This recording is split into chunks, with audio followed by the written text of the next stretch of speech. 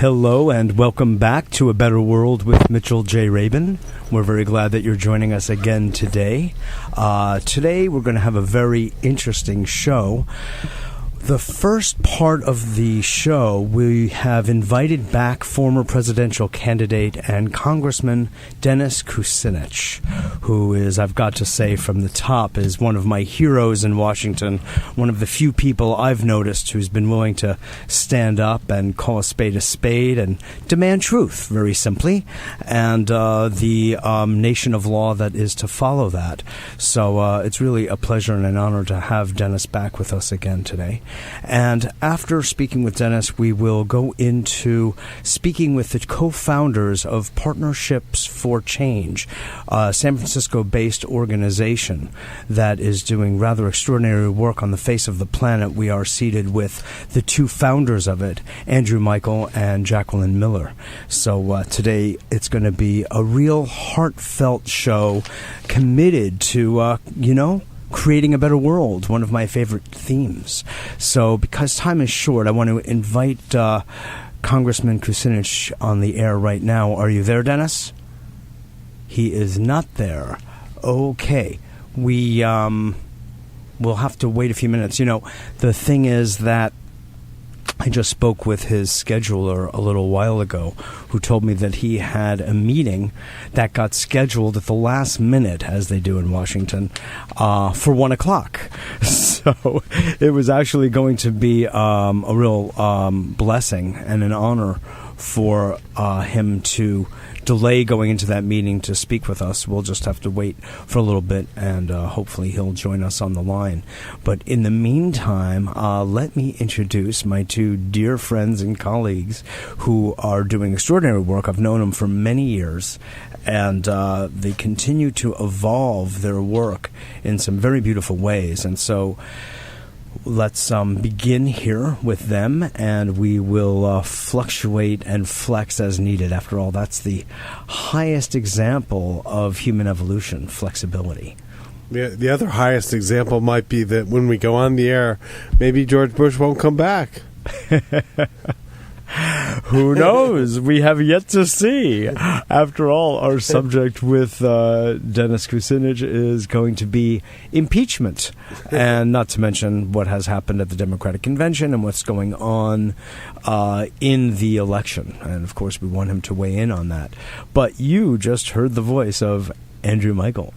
Welcome, Andy, and welcome Jacqueline Miller, his beautiful wife, who is his partner and colleague and has been working so closely with Andrew in this really fabulous project, and is an author in her own right of really one of my favorite books called Heart at Work that she wrote, semi-co-authored in some sense with Jack Canfield, although, as I recall, Jackie did a bulk of the work in putting this great anthology together and has invited me to participate in the next, which I'll be doing because I'm doing some really interesting work environmentally and in the world of compassionate capitalism, which I want people to know about. So welcome to you both. Thank you so much, Mitchell. It's so great to be here. And you continue to amaze us with your tenacity and your perseverance and your excellent media skills, and you're all over the place with television and radio, and our hats are always off to you. You're always on to the newest thing. Innovating technology where it needs to be most. Yes. Thank you. My own fan club right here in the studio. Thank you. No, I appreciate your words. And, you two have been here for the long haul as we've been working on various projects, sometimes separately, sometimes together to, create a better world. We have our ways of doing this. And I love the overlap. Let me put it that way. It's fabulous. So give us an idea, would you, Jackie, of what Partnerships for Change is and what you're up to these days? Well, we still continue since 1990 to help the poorest of the poor in developing countries, and we do this in a sustainable way where both people and nature prosper. That's one of the tenets of our organization. And one thing that we do that many people tell us that we do incredible work, but it's really the people that we serve, the tens of thousands of people that we serve in the poorest countries of Cambodia, Burma, Haiti, and India. And it's these incredible, incredible heroes that face the most unbelievable challenges every day.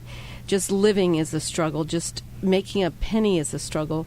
And we've been able to be there and to actually do the work on the ground with them, where we connect the world need there with the world resources, and we simply put them together and financially catalyze projects, from helping the tsunami victims, where we build a school for 1,500 orphans in Chennai, India, to we just completed a monastery for His Holiness the Dalai Lama in Mungad, to a women's empowerment center in a tribal village outside of Chennai, as well as orphanages and schools. But most recently, with the Burma situation, we've been working in Burma since 2001. And, you know, Mitchell, the first time I went to Burma, I was actually held at gunpoint for 24 hours. And, God. We've had our own struggles and obstacles to overcome. But yeah. But the thing Did you not speak Burmese? What happened? What was the offense? The gun didn't go off.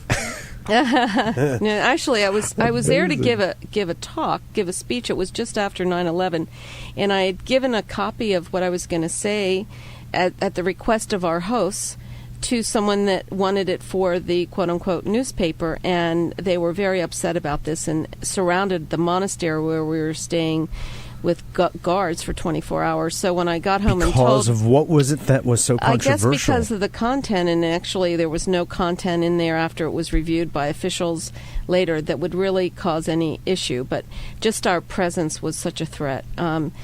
And I had also... Actually, the irony of it was the speech was a lot about... This is after 2000... 9/11. 9/11, yeah. And so a lot of the speech was inviting and thanking the Burmese for being supportive of the American people for dealing with 9/11 afterwards. So it was actually very positive, because we were working with a monk from Burma who we were actually raising funds with to bring money back to Burma to help some of the projects there. But because of 9/11, obviously we saw the need to help heal America. And the Burmese were very helpful in that. And that's really what the speech was more about. So it was kind of strange that they even stopped it, but I don't think they read it themselves until later. They were quite upset. And then when I got home and I told my husband that I'd gone there and the speech didn't go off, and I was held at gunpoint, and he goes, "Well, boy, you've given some bad talks in your life, but that must have been a doozy."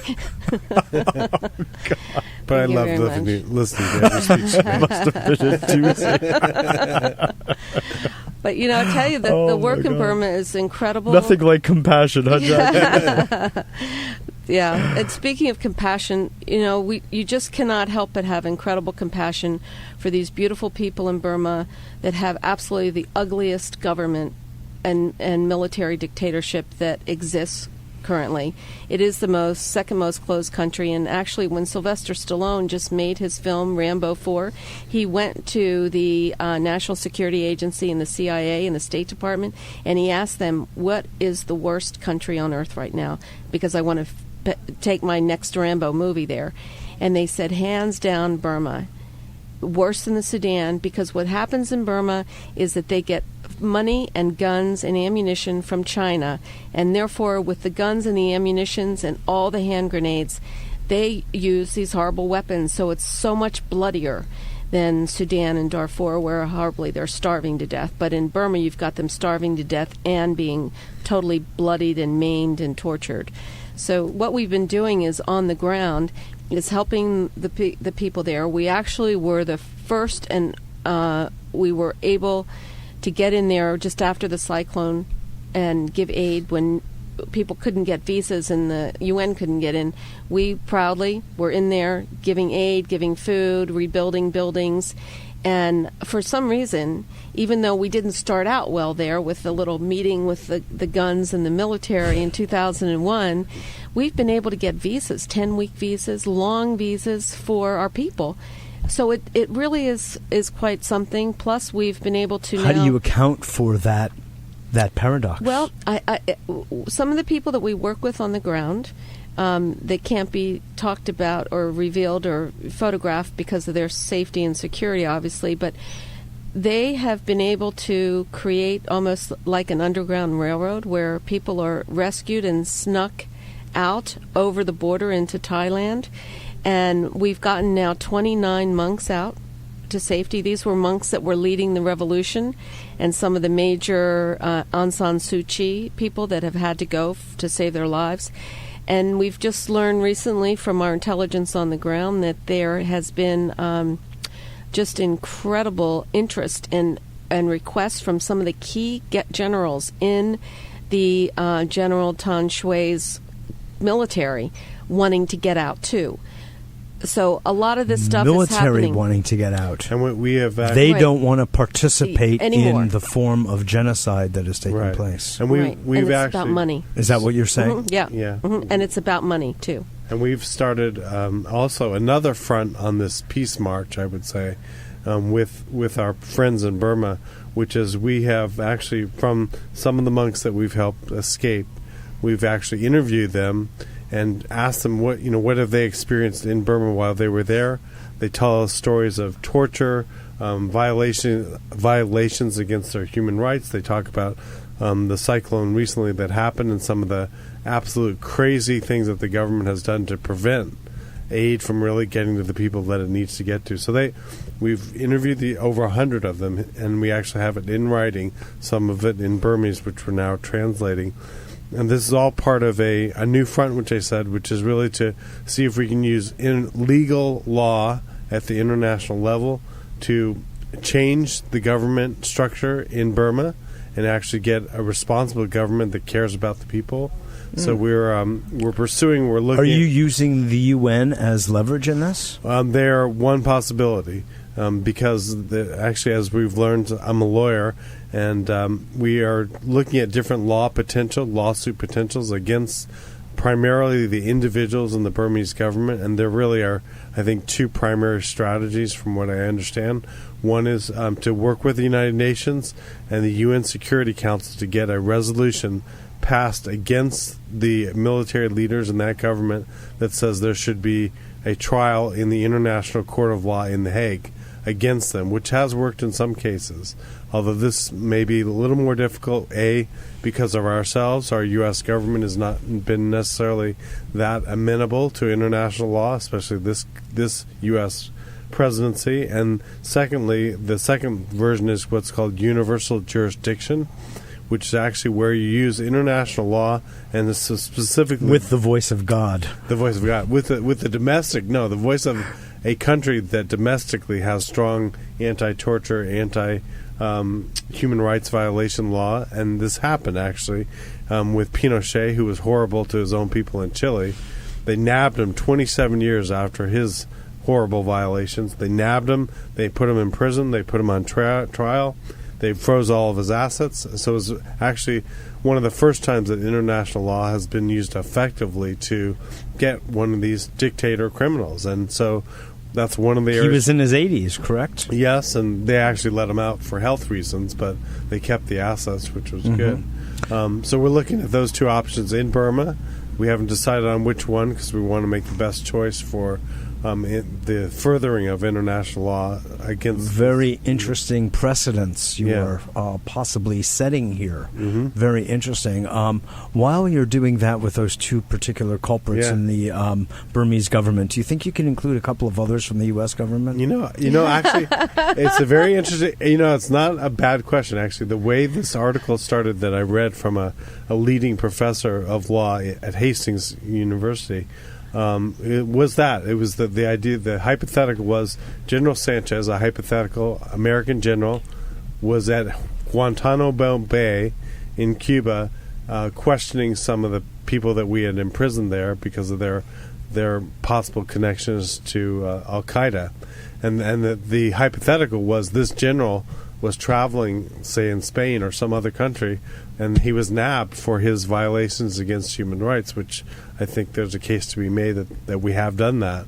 Interesting. So I don't think it's too far from the pale, and that probably is one reason the U.S. government has shied away from honoring some of the international laws, including exactly. Yeah. I'm not to mention intense violation of the Geneva Conventions as well. Yeah. But and I say it playfully on one hand, but as you know, Congressman Kucinich, who was on the show in July, was here then to discuss specifically the articles of impeachment that he was bringing against this administration, both Bush and Cheney, and has outlined a series of offenses that are felonies. Yeah. And so his call to America is to look at the law. Very simply. Yeah. It's not about the people who have violated it. Yeah. It's about the fact that there have been violations, whether they are presidents, vice presidents, or street cleaners. Yeah. Interestingly, as you ascend the hierarchy in terms of power, it becomes all the more important, not the less important, to abide by the law, because you are responsible for the lives of tens of millions and actually hundreds of millions of people. It cannot be treated lightly, and it is. Yeah. And the American people are suffering as a result, and the international community is suffering as a result. And our own people are suffering as they travel, because I think people recognize that, at least in this administration, the U.S. government does not act by the law that it claims that we're a government of the law, and it's affecting us internationally. Hopefully the next president will correct that no matter what, and that has to happen, because, the good thing is McCain has been somewhat strong on that, as has Barack Obama, of course, but let's hope that there can be a course correction, because it needs to happen. Yeah. On the way here, Andy and Jackie, I picked up a book of a gentleman who I've known for some years. I met when the Natural Law Party was seeking to gain ascendancy as a third party. Good luck. In this country, named Robert Roth, A Reason to Vote, and he was the press secretary for the Natural Law Party and for John Hagelin, who I think you both know him, don't you? Oh, sure. And when he was running in 1996 and 2000, he came onto the TV show a couple of times. I did a couple of interviews, and I did a lot to support his candidacy because I love the guy. I think he's up to a lot of good. And, it was going to be the change of course for this country that it so direly needed. But I just came across a little passage that is related to some of what we're saying and some of the hypocrisy, Andy, that you're kind of referencing here. America prides itself as the torchbearer of democracy, enforcing tough international regulations to ensure equal opportunities for political parties in countries all over the world. Ironically, it is a completely different story at home. The U.S. has become the world's least democratic democracy. Big money interests, influences over the two main parties means that public policy is dictated by short-term special interests rather than long-term and, let's say, sustainable national interests. And on it goes, but here we are, we're the so-called policemen of the world and watching the way polling happens in countries around the world, but yet our own polling machines via Diebold and others are making an absolute mockery of the voting process. Yeah, it's a real shame. Even in the experience in Georgia and with Russia, that's not all together.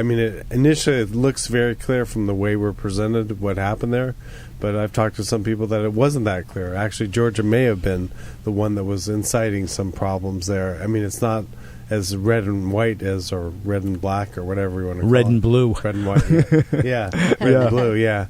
But I think the points in that book are definitely applicable today. In fact, I was in New Mexico and saw some artwork on the wall, which I thought was very interesting. It had across horizontally pictures of Dick Cheney's profile across the top on a few bands, and above those bands was another band horizontal of basically bullet rounds, and the title of the artwork was 40 Rounds of Justice for Dick Cheney. Whoa. That's potent. Yeah. Well, we're seeing such a demise, you could say, worldwide in governments, and you two who travel the world so greatly and stick your nose into those places that are most fraught with problems. If you step outside the picture and just kind of take a look in, what do you think it's all about? What at base, psychologically, do you think is really going on here? Why there is this level of strife, let's say, in Burma? I think that from the outside it can look incredibly harsh and horrible, but the people are so remarkable and so resilient, and it's so inspiring to see the beauty in their simplistic life. It really does more for us when we're there than what we bring to them. But I think also, just the inequality.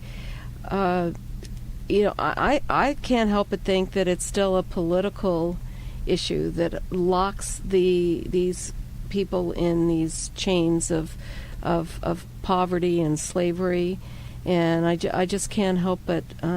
I think some of it is actually there are larger forces at work here in some of these governments that are not democratic in any way, and that some of these larger forces have a desire to control.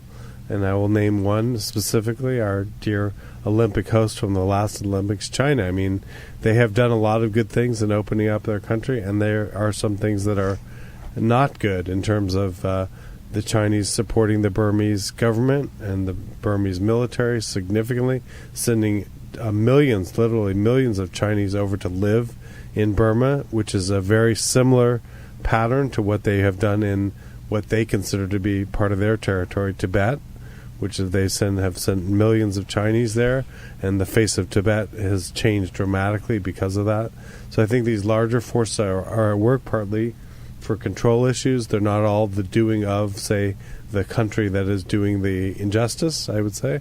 So, I think that's some of the reasons that these governments still are in control in some way. But the contrast with that is there are signs of hope. And as Jackie mentioned, the people in many of these countries are tremendous. They're very inspiring. Some of them are definitely freedom-loving. And some of them are doing incredible work.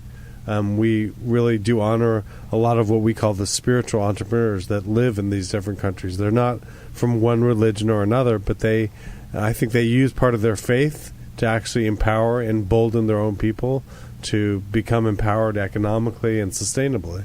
And they're using those principles, I think, to better themselves. And so the partners that we have in India, for instance, which does have a democracy, though sometimes a challenging democracy, are really there helping to better the people's lot. We work in partnership with Franciscan nuns in India as well as with Tibetan monks, and in Burma, Buddhists. We've had the fortune of working with Tibetan monks in Burma, who we started a project back in 2001 called Monk Activism, which has really come to fruition in many ways. And as Jackie said, there is a move afoot to change things in Burma, not only coming from super activists, but some of the common folk as well.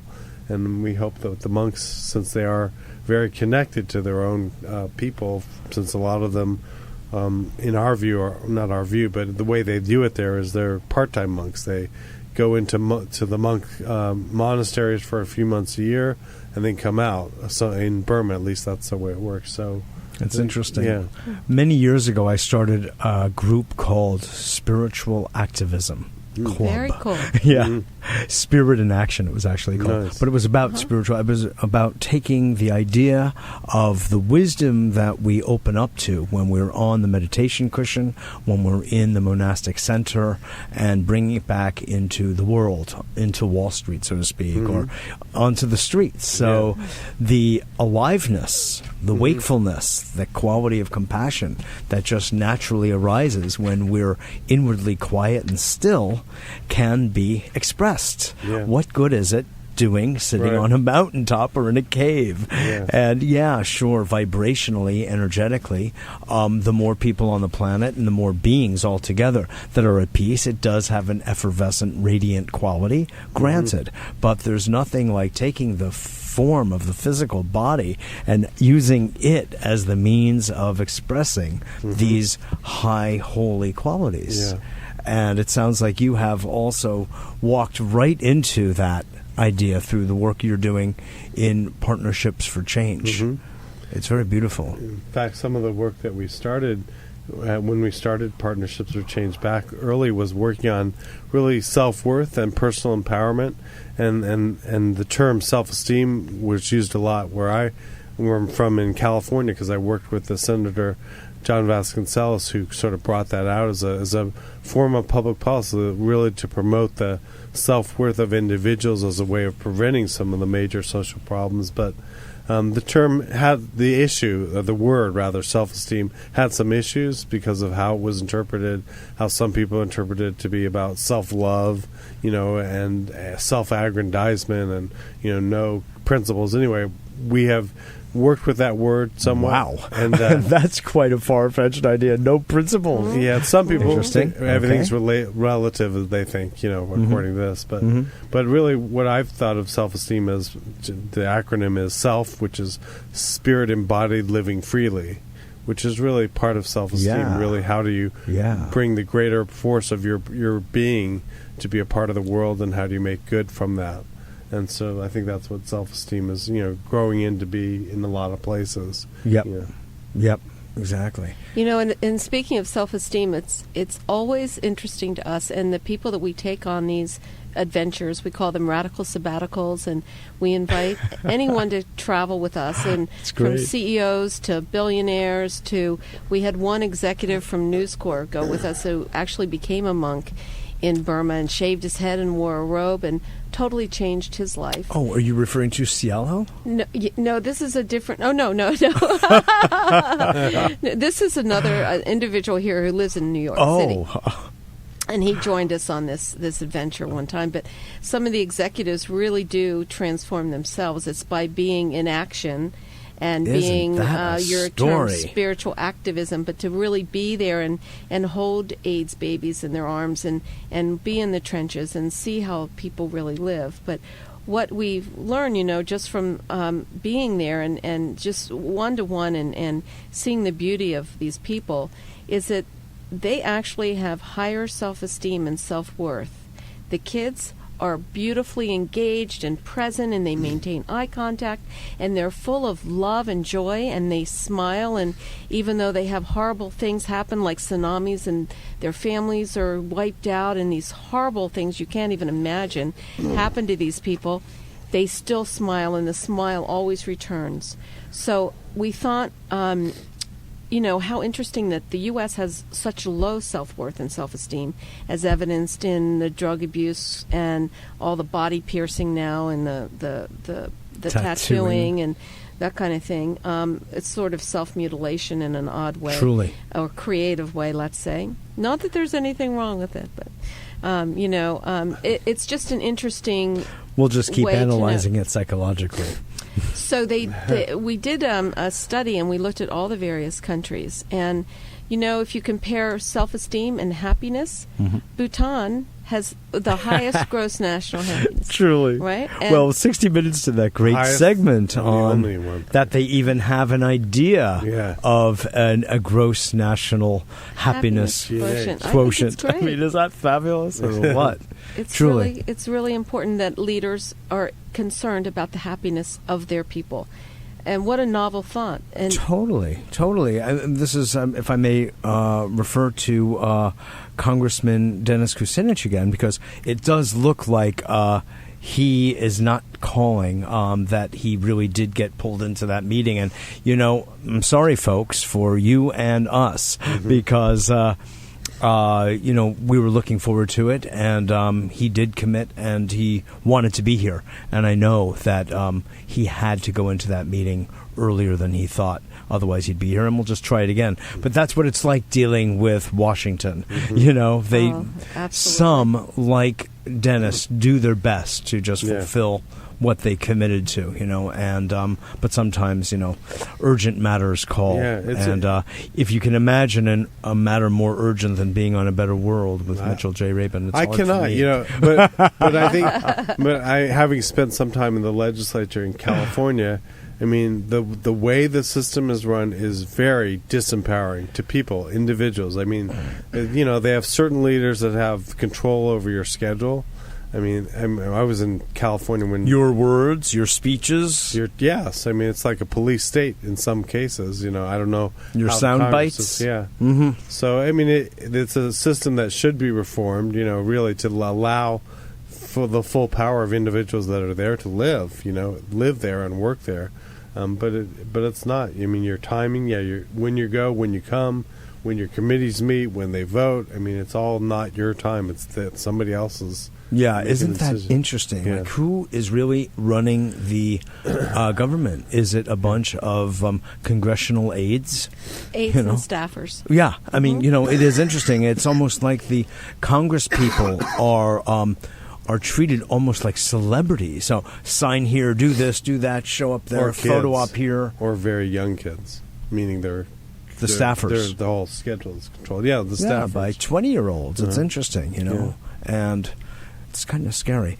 But look, I'm so glad you're here with me today, and that we've had a chance. This is great, and I so appreciated your flexibility about dealing with, because we didn't know what today would bring, and how much time, if any, Dennis would be with us. Certainly we thought he would be on for a good 15 or 20 minutes, but this is giving us a chance to have a party between ourselves and to inform people on a better world about the great work that you two have been up to for a long time, and you keep your nose to the grindstone with Partnerships for Change. It's really beautiful to see. Thank you.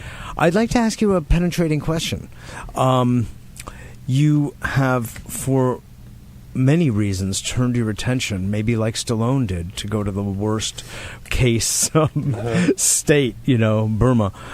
But, one can't help but recognize the number of difficulties we in the United States are facing as a nation. We've been bankrupted in the last 8 years for the sake of funding wars and any number of other really, I think, pretty ridiculous things. And education and even food and healthcare are things that we have really malnourished, really hungry children and people in this country, supposedly a country of plenty. And I'm wondering, are any of your projects at all about dealing with inner city in the United States or anything involving that? Yes, they are. Actually, they're relating to what's happening in the U.S., but also what's happening globally. So one of the big projects that we work on is promoting and educating people about the Millennium Development Goals, which includes the United States and our citizens. They're basically 8 goals that the nations of the world have bought into and endorsed, and they are goals to help alleviate poverty, or as Bono liked to say, in poverty, make it history. Number 2 is to really reduce preventable disease like HIV, AIDS, and things like that. Do everything possible with medical technology and what we know to prevent those things from happening. Promoting sustainable development, promoting partnerships, promoting gender equity. And so they're very clear goals, and by a very clear target of 2015, they say that we can make significant progress in reducing these problems. They being who? They being the United Nations and the Millennium Development Goals, which is also tied to the Global Compact, which we're also involved with, which is the largest corporate social responsibility program in the world. Over 4,000 companies are members of that esteemed group that has its base in the UN, and they also have signed a set of principles about how they will operate their companies in a sustainable, healthy manner. And so what we're trying to do, wonderful. It is really wonderful. How come people don't know about that? That's exactly what we're working on. It's like everything else at the United Nations. They have such incredibly great thinking and rigorous thinking on key issues and many solutions and phenomenal programs, but they don't put money into the public relations and tooting their own horns. And in a way, it's great. It's such a noble institution. We feel it's definitely the finest institution that humanity has created. And the Global Compact is one of the best things going on. Kofi Annan initiated it in Switzerland at Davos at the World Economic Forum just about 10 years ago. And the interesting thing about the Global Compact is that of the 4,000 or 5,000 members that they have now signed on, only 60 of those companies worldwide are in the United States. So we have a great deal of work to do just about the consciousness level of business in the U.S. and just about their willingness to advance. Everyone's on the green tech bandwagon right now, and a lot of it, as Andrew says, is greenwashing. Totally. And they see the money there. They all need to look green and feel green, but they're still not adhering to these principles that the Global Compact has set forth, and still reluctant to sign because it's really puts them, and it's where the rubber meets the road, and they're still waffling.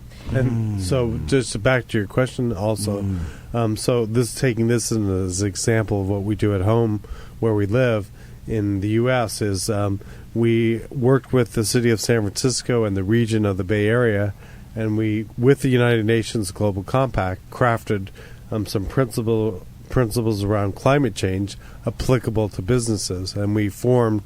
With these partners, the Bay Area Council in the Bay Area, the United Nations and the Global Compact, and Partnerships for Change and the City of San Francisco formed the Business Council on Climate Change to really help businesses figure out how they can address climate change, to reduce their footprint, reduce their greenhouse gas emissions, work together in collaboration with other peer businesses, both of their same size as well as smaller ones, to actually figure out what can be done. Sun Microsystems, for instance, has stepped up to the plate. They've created the website template for what the Business Council on Climate Change is doing.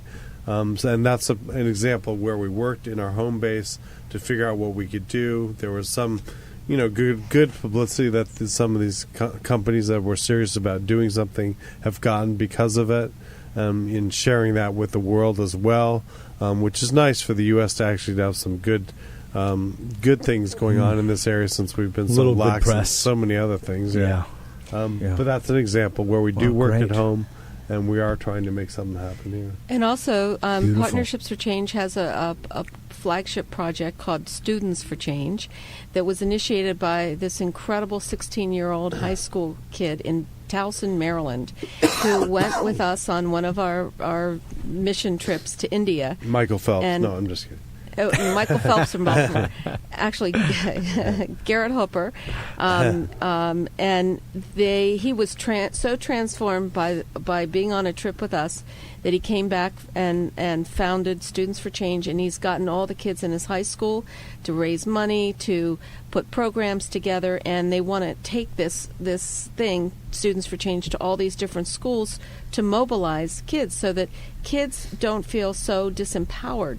With all the media, all the horrible things that are going on right now in the world, it's really hard to be a kid right now, particularly a teenager, because, what do? Turn to drugs to self-medicate from all the pain and the chaos and drop out? Or do you learn and see how you can be really making a difference and being in control and being more empowered to really make things change out there? So he's been doing, I think, great work for Students for Change. And that is fabulous. You can understand the whole dilemma and issue regarding self-mutilation. Such as the piercing and the tattooing and all of that. In light of what you're saying, can you imagine? One of the reasons I hesitated having children actually had to do a lot with what does it mean to bring children into this world, and the odds of success of overcoming, matching even the powers that be is so formidable. I don't know. I felt a little queasy about it, quite honestly. So to hear about the heroism, and then I thought I'd be on that poor kid, like, you've got to stand up. You've got to do everything to change the world.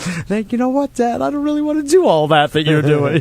Oh well. I want to be a Republican and join. Yeah, right. The way that happens. Like, so I better just keep a low profile for the moment, at least for the moment. But I do think, and I'm glad you brought up the idea, Jackie, that the world is changing, and yes, the bullishness, the dark side that's always been there. I think this really is the darkness right before the dawn. And we really as long are as it's not seeing a train coming through the tunnel. right. Run.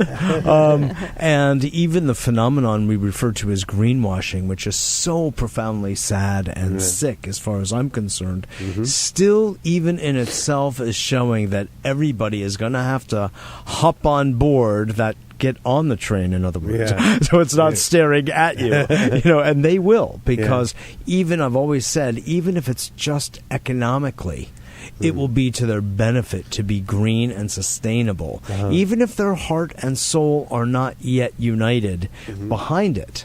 I would rather that they put one foot forward in the direction of creating sustainability than not. Yeah. Something is better than nothing at all. Their soul will catch up, Yeah, and I think what you say is right on target, and the world is evolving to get there. Some parts are getting there quicker than others. Yeah. And I think we ourselves have learned a lot from what's happening out there in the world, and ourselves, partnershipsforchange.org, we are a nonprofit, and we start from that base, but we've also realized that in order to actually be prosperous for all segments of society, especially the most disadvantaged, that we really have to figure a way for them to be productive members of the global market, to be producers as well as, instead of just consumers. Profit-making members, you're saying also. Yeah, so this is our latest endeavor, really, is to branch out and have a for-profit that will help make what we're calling trademarked healthy toys, which will work with some of the folks that we've worked in India with, the untouchables, which used to be the lower caste in India, as well as some of the Tibetan refugees. Then they will actually be the producers, the creators of these healthy toys that will marry some technologies that we now have available that produce health in the child or whoever's playing with the toy, along with just toys people love to play with. Exactly. So that you have health with toys happening, and it's benefiting some of the lowest economic segments of society for the first time ever. They actually get to be producers, earn money for their kids and their families, their communities, and they also get to contribute to a good cause at the same time. Excellent. That's wonderful. I know we've talked about this several times before in San Francisco, etc., and one of the things that we've wanted to discuss is the use of the release meter / peace and freedom accelerator built into the belly. Yes. You push the little belly dog. button of your little dog, and a person comes into a greater state of inner peace and coherence. We are very excited about this project, and you mentioned the dog. I mean, dog is one of what we call soul pals. They're animals that are toys. And their very name is an empowering tool for whoever gets to play with them. Exactly. They can create their own names, but for instance, dog, D-O-G, dwell on goodness, is sort of a modern mantra that kids can use if they want to. Or if someone's dyslexic, they're dealing with God all the time. Yeah, which is a good thing, And even in Tamil, it works in other languages as well. So Does it? We've come up with our partners other names for these animals, like in Tamil, the word Nai is what a dog is, Nai. And even that NAAI has a special acronym that can be used. Yeah. That is wonderful. So you're really spanning the globe and so many different domains, from, helping with orphanages and Franciscan nuns in South India to the Tibetans, refugees in Burma, monks, and toys in the domain of healthy commerce. So we really are excited about the ability now to really financially catalyze these projects. I mean, we've been funded, partnershipsforchange.com, partnershipsforchange.org. It's been funded by a lot of private individuals, a lot of anonymous donors, which we love and are so good-hearted. And you don't know who they are? They've asked us not to say, which is just fabulous. Because Bob that's, Smith, sorry true about that, giving. Bob Smith. You've been great. But they're not so anonymous that you don't know who they are. Right, we know who they are. Yes, and but we really are now growing into a whole new level of support for these projects that we've adopted, and each year we take 4 major programs that we select from hundreds of people that write to us from all over the world. and we select 4, and we get it done. So unlike other organizations, we actually do the work. We actually go, and we actually can say that we have the lowest overhead imaginable, and just about every dime goes to the projects directly. So you can with us, you can write a check, or you can actually write a check or bring your money directly to the projects at hand in these countries, in these villages, and you can see the results in very short order because of our maverick priests and the maverick nuns and these incredible monks and the real people mavericks, that we work with. by the way. Real, Yes. authentic. They get it done. And I have to tell you, there is no better project manager than a San Franciscan nun that you cannot believe. They are phenomenal. They get it done. They complete projects on time and on budget. And they Do you know any in New York City? Expectations. We would like to meet. Because a better world needs, Yeah. Oh, some... yeah. They are phenomenal. I can't say enough about the nuns. To work with them is just incredible. That's something. So Now, we've been very those fortunate. Franciscan nuns that you're dealing with in South India, are they Indian? Yes, they are. They...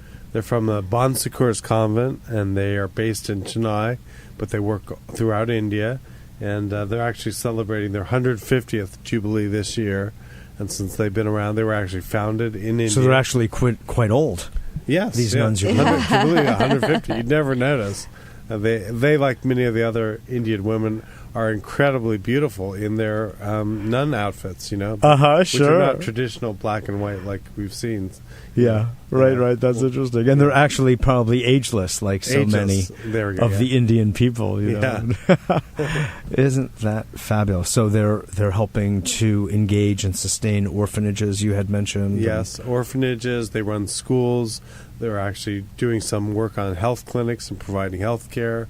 Actually, we found some of the most advanced healing practices in a clinic that is based in a convent there, they use everything from magnetic technology to light technology. I mean, it's really quite remarkable. Isn't that fabulous? Of course, they've got the bedrock of Ayurvedic medicine there too, but I guess these are latter-day spin-offs, you could say. As opposed to saints. Yeah. I've got to say that, of the work you're doing, I think so highly of all of it, and you've really educated me a lot about this whole idea of this corporate movement that is housed at the UN, if undisclosed, of some 4,000 plus companies around the world that are committing to these principles of change. Yeah, I've got to say, very heartened by that. It's very. I feel like a lot of my personal work has to do with sort of bringing wisdom and spirituality into the marketplace, so we can create this idea of, say, compassionate capitalism. I think capitalism is actually a very fine thing when moderated by the heart. Yeah. I think it's very cool. I mean, I'm a jock from way back, so I like the competitive spirit. I enjoy it, and I think when it's used wisely, then it spawns a tremendous amount of creativity and imagination. Yeah. And love, by the way. Because when you have something more to give. And I think that's one of the things that you as a nonprofit are learning, that yes, it's one thing to take money from others, and it's another thing to generate it in-house, so to speak. And it sounds like you're looking at that interface of the two, and there's a place for each. But if you really want to play the game of sustainability, I really think ultimately generating one's own commercial value, in the true sense of the term, has its real place. It has a place, and it's really the way I feel about it since I first learned about the term at the Earth Summit in 1992, Sustainable Development, is it has a very big place. It could be the most important revolution that we experience in the world, which is live in a sustainable manner, economically, in social equity terms, as well as environmental terms. But the challenge for us in this generation now is to prove it. Not talk about it, not greenwash it. Let's prove it. It can be proven. I mean, the technologies are there. The different kind of energy sources are certainly there, but we have to dramatically change the way we've been doing our business. And, this idea of, doing clean coal and all these, I would call them half-assed measures that people call, as some people are calling as solutions, are not necessary, and it doesn't need to happen. We need to move in a bold way to these new energies, not to take half steps. We don't really have time for half steps. Agreed. And go there.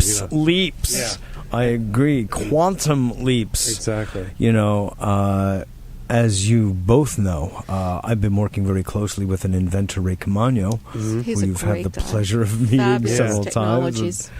And we, the way I framed it in something I started back in 1993 called the Ecology Institute is because of my background as a holistic psychotherapist and stress management consultant, working with the inner ecology, i.e. clearing up stress, freeing a person up from those kinds of tensions and inner conflicts that arise, yes, all the way back prenatally on forward and are carried forward until resolved. And once cleared and the consciousness becomes freed up for real creativity and imagination, then they can embody and really do something, as you keep emphasizing, Andy, of making a sustainable, harmonious world. But if the internal world isn't cleared up, it ain't going to stick because of the self-sabotage programs that are in place. So I always see the world problems that are macro on the tiny micro level. It's it all depends and pivots on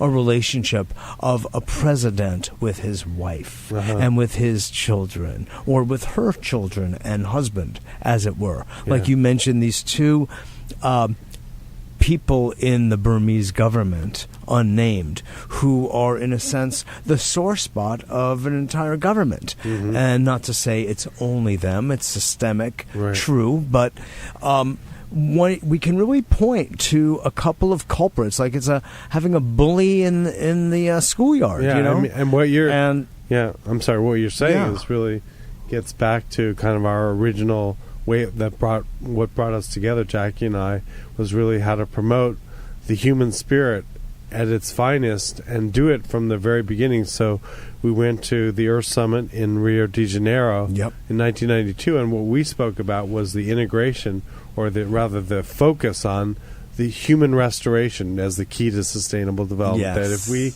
can look at the inner environment of the human being and their psychology and really get them to a place where they can appreciate themselves, value themselves as an important player in the world, that can then lead to a healthy environment and how we use things as well as produce things. And that can be the key to having literally a sustainable world, so that human restoration is really should be a focus for the human race, as opposed to what some past environmentalists did, which was exclude the human race, and then we'd be fine. It's like, no, we have to do this in harmony. Exactly. Yeah. Ray is fond of quoting a very fine quote of Tesla's, which is, in order for us to really create, essentially, I'm paraphrasing, a better world, and to make use of these powerful technologies, we have to have and come to a universal consciousness, a universal liberation and enlightenment in order to actually keep the self-sabotage programs from kicking in and saying, oh, that won't work. Or as J.P. Morgan said at the turn of the century, what? Everybody's going to have electricity and I'm not going to get paid for it? This is the kind of mentality it is time, folks, to turn around. The fact is there's plenty of money for J.P. Morgan and his heirs, and without, reaching into the pocketbooks of every single human being for a watt of electricity, there's plenty of money. And it's just, here we go again, economic and social equity. And it's very obvious that the two of you are working diligently, non-stoppably. How do you do it? It's just the two of you. I mean, I don't know how you do it. I know part of global warming is cyclones. Yes. And you two are a cyclone in the middle of New York City. Actually, we have a relatively new board member, and I like her phrase a lot because I think there's a lot of truth in it. She says, you need to really rest, and then make sure you take some time off before you do anything else. Rest and relax afterwards. Yeah. But no, I worked in corporate America as an executive for the Sara Lee Corporation, and then was on the startup team for Capri Sun. And I used to look forward to Sunday nights because I knew I got to go to work Monday mornings. I loved that job.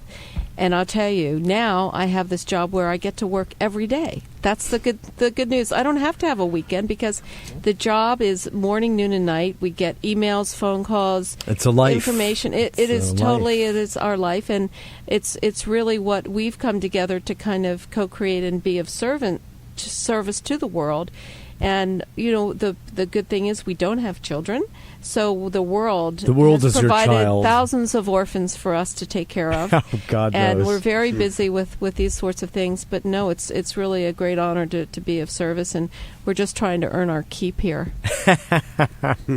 Well, thank you, Yvette. I'm very glad that you're doing the job that you are, and I thank you on behalf of the world as well as for a better world with me. Thank you. Truly, thank it's you great for work. what you're doing, including this program. Yeah. I just wanted to apologize to your listeners today. We've been fighting the jet lag cold allergy thing, so we've been coughing and wheezing a bit. So I apologize to the we have listeners remedies for and this. stuff. It is not a problem. We needed to see you first before we went on air. Exactly.